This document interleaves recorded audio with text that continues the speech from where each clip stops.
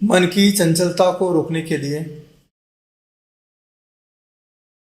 मानसिक एकाग्रता के लिए भक्तामर का 15 नंबर काव्य। पहले हम इस काव्य का शुद्धिकरण करते हैं पूरे मनोभाव के साथ। आपकी जिनवाणी आपके हाथ में खुली रहे। जब आप जिनवाणी को अपने हाथ में खोल के रखेंगे, आपका मन एकाग्र रहेगा। पूरे मनोभावना के साथ आप देखिए सामने बोर्ड पर एक एक अक्षर को शब्दों के साथ कैसे इसका समन्वय हुआ है। पहले हम इस काव्य का करते हैं शुद्धिकरण। देखिए, चित्रम किम अत्र यदि ते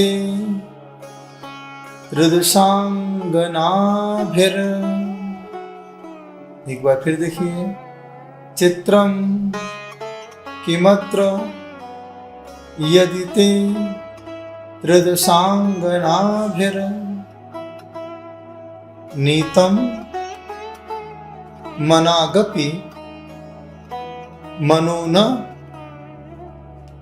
विकार मार्गम। एक बार फिर देखिए, नीतम मनागपि मनो न विकार मार्गम कल्पांत काल मरुता चलिता चलेन। कल्पांत काल मरुता चलिता चलेन किम मंदराद्रि शिखरम चलितम कदाचित। किम मंदराद्रि शिखरम चलितम कदाचित। एक बार पूरा सुनिए। चित्रम किमत्र यदि ते हृदशांग नाभिर नीतम मनागपि मनो न विकार मार्गम कल्पांत काल मरुता चलिता चलेन किम मंदराद्रि शिखरम चलितम कदाचित। अब आप इस काव्य को पूर्ण मनोयोग के साथ संगीत में सुनेंगे। चित्रम किमत्र यदि ते हृदशांगनाभिर नीतम मनागपि मनो न विकार मार्गम कल्पांत काले मारुता चलिता चलेना किम मंदराद्रि शिखरम चलितम कदाचित। शब्दार्थ: यदि अगर हृदशांग नाभि ही देवांगनाओं के द्वारा ते आपका मनः मन मनाक जरा सा अपि भी विकार मार्गम विकार भाव को न नीतम प्राप्त नहीं हुआ तो अत्र इसमें किम क्या चित्रम आश्चर्य है। चलिता चलेना पर्वतों को चलायमान करने वाले कल्पांत काल प्रलय काल की मरुता पवन से किम क्या मंदराद्रि शिखरम सुमेरु का शिखर कदाचित कभी भी चलितम चलायमान हुआ है। भावार्थ: हे प्रभु, यदि आपका वीतरागी मन देवलोक की अप्सराओं के हाव भाव द्वारा किंचित भी विकार भाव को प्राप्त नहीं हुआ तो इसमें क्या आश्चर्य है। अर्थात कोई आश्चर्य नहीं है।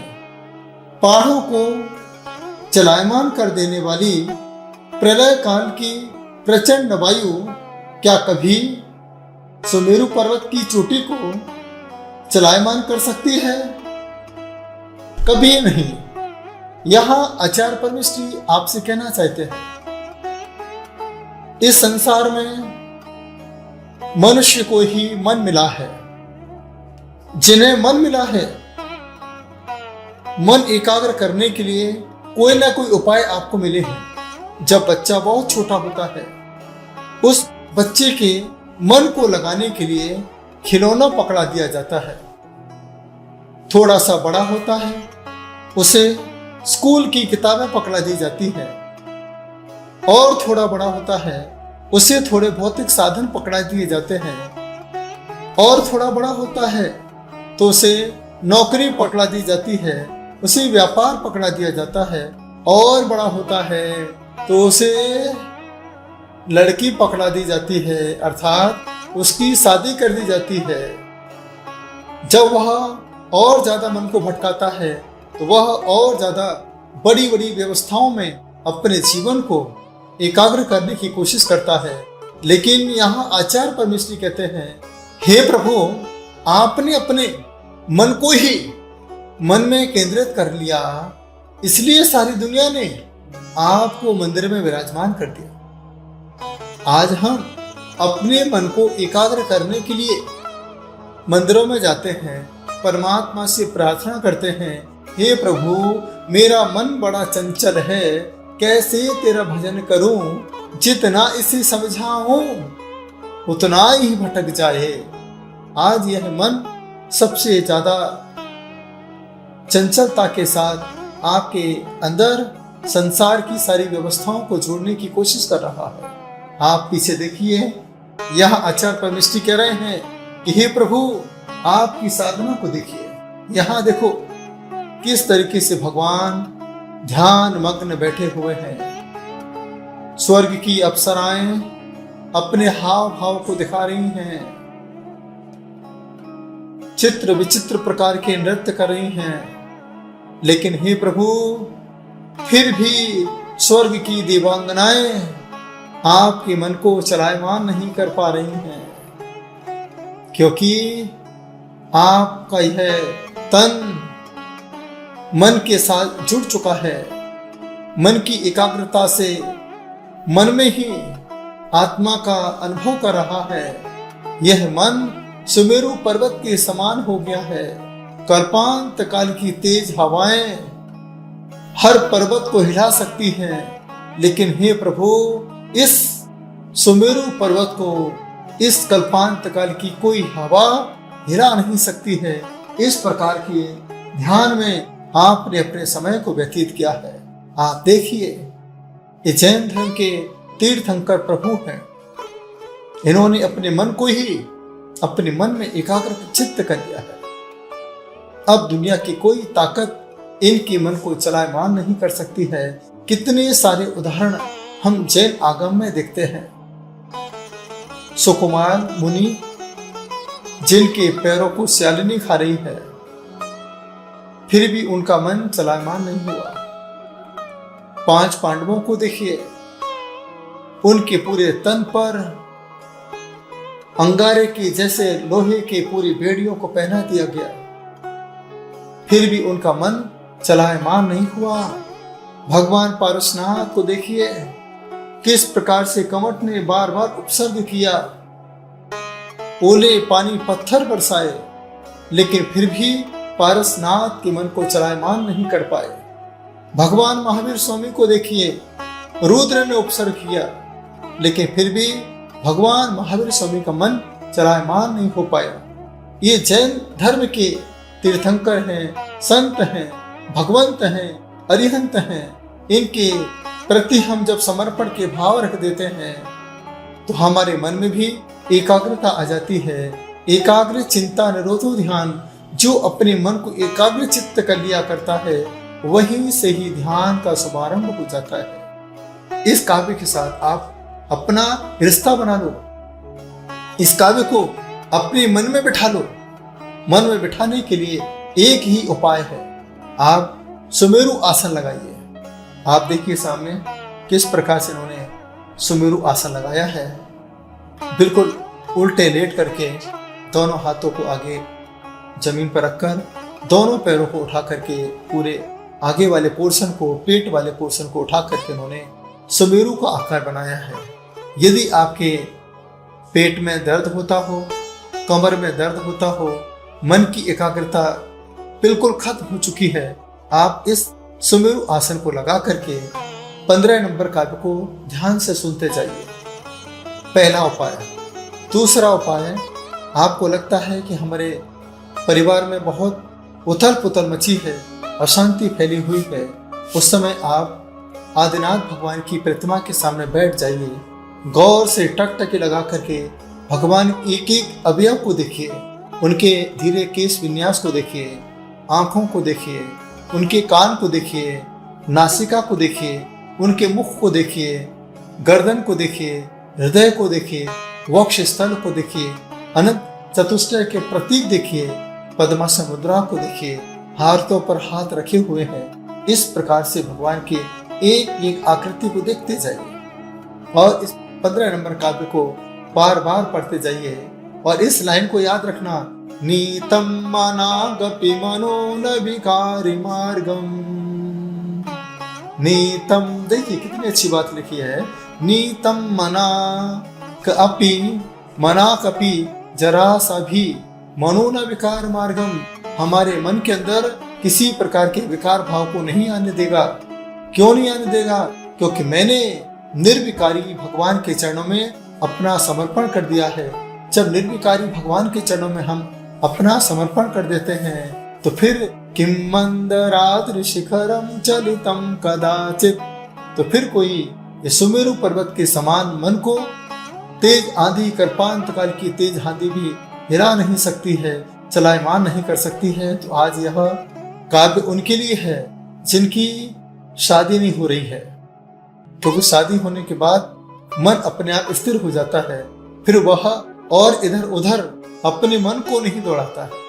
आपने देखा होगा जब एक लड़का लड़की से बात करने लगता है ना, उसके मन में बस वो लड़की बसी रहती है, कब उससे बात हो जाए। रात रात भर आप उससे बात करते रहते हो, पता नहीं चलता है कब सुबह हो गई। ये प्रेम है, ये लगाव है, मन की एकाग्रता आपकी ऑटोमेटिक बन जाती है। यदि आप वैवाहिक जीवन में कष्ट पा रहे हैं या आपका विवाह नहीं हो रहा है, उसके लिए आप 15 नंबर काव्य की आराधना करें।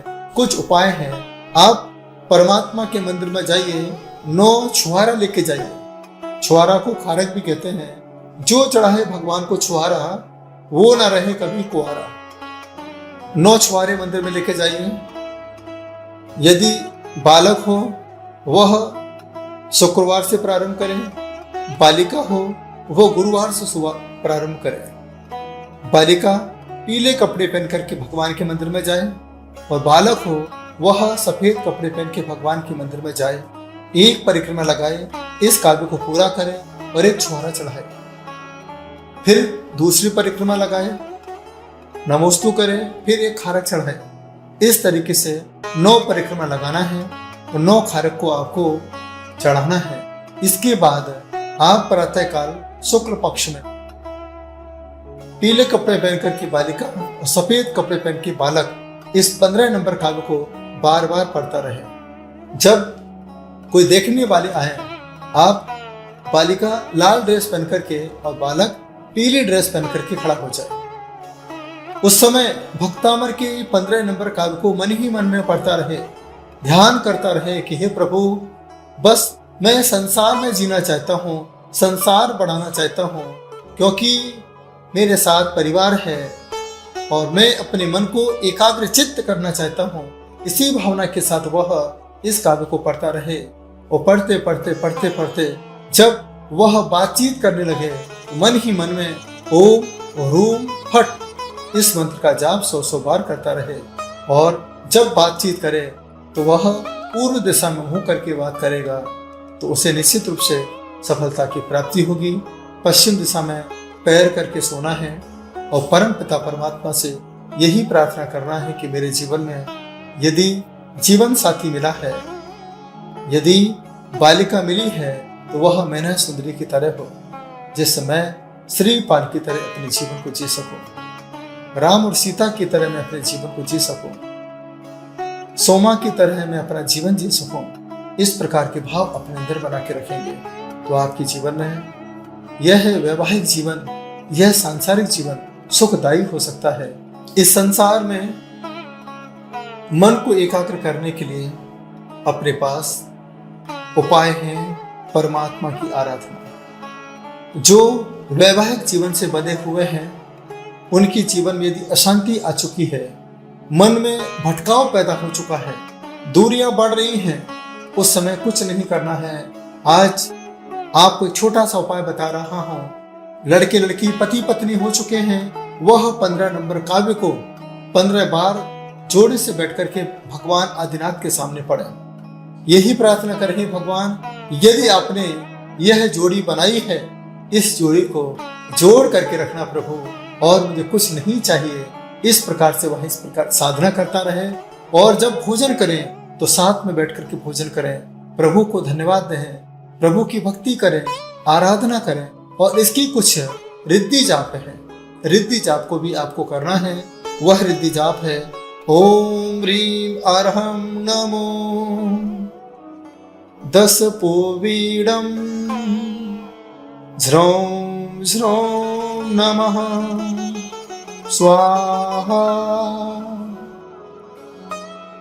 मंत्र जाप है ओम नमो भगवती गुणवती सुसीमा पृथ्वी वज्र श्रृंखला मानसी महामानसी स्वाहा।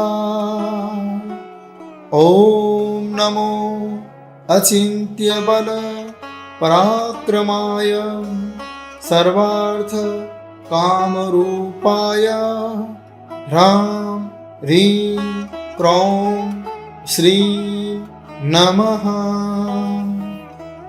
लाल वस्त्र पहनकर लाल आसन पर बैठ करके लाल कलर की माला पूर्व दिशा की तरफ मुंह करके इस मंत्र की बार बार काव्य पाठ के साथ जाप करें, ध्यान करें, चिंतन करें।